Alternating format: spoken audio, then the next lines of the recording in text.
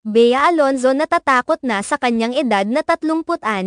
Baka hindi na siya magkaanak. Sa isang panayam kay Bea Alonzo na isinagawa ni Boy Abunda, ipinaabot ng aktres ang kanyang saloobin hinggil sa pagkakaroon ng sariling pamilya. Ayon kay Bea, bukod sa pagiging masaya sa kanyang career, isa sa kanyang mga pangarap ay ang magkaroon ng mga anak. Subalit, sa kanyang edad na 36, aminin man niya o hindi, may mga pangamba siya sa posibilidad na ito. Binanggit ni Bea na sa kanyang pananaw, malapit na siyang mag-40 at ang edad na ito ay nagdadala ng mga takot at pangamba sa kanya. Lalo na pagdating sa usaping pagpapamilya. Ang pagiging 36 na taong gulang ay nangangahulugan ng pagiging nasa mas mataas na panganib para sa mga komplikasyon sa pagbubuntis. Ayon sa mga eksperto sa kalusugan, isang aspeto na laging isinasaisip ng mga kababaihan sa kanyang edad ay ang posibilidad ng mga komplikasyon na maaaring lumitaw sa panahon ng pagbubuntis,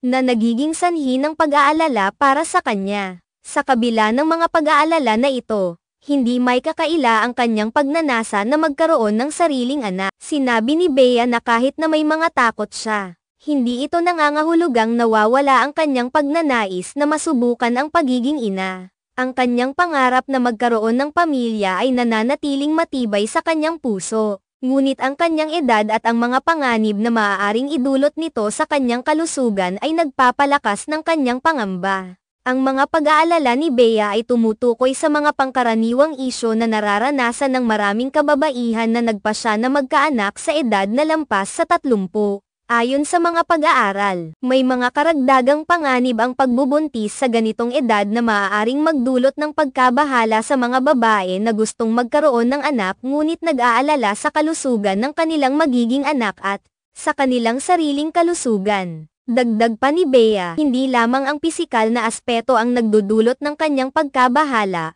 kundi pati na rin ang emosyonal na aspeto. Sa kanyang pakiramdam, ang pagiging ina sa edad na malapit sa 40 ay nangangailangan ng mas malaking preparasyon at pag-iingat. Ang mga aspeto ng buhay na maaaring maapektuhan tulad ng trabaho, kalusugan, at ang relasyon sa kanyang partner ay mga isyu na kailangan niyang pagtuunan ng pansin bago magpasya sa ganitong hakbang. Gayunpaman, sa kabila ng lahat ng ito, hindi naglaho ang kanyang pag-asa at determinasyon na balang araw ay magkaroon ng sarili niyang pamilya. Para kay Bea, ang pagiging ina ay isang mahalagang bahagi ng kanyang buhay na nais niyang maranasan kahit sa kabila ng kanyang mga pangamba at pag-aalala. Ang kanyang openness sa kanyang mga pagdududa ay nagpapakita ng kanyang pagiging totoo at tapat sa kanyang sarili. At ito rin ay isang paraan upang maipakita na kahit ang mga sikat na personalidad ay may mga kahinaan at pag-aalala tulad ng karaniwang tao. Ang pagpapahayag ni Bea ng kanyang saloobin ay nagbibigay inspirasyon sa maraming kababaihan na nasa katulad na sitwasyon,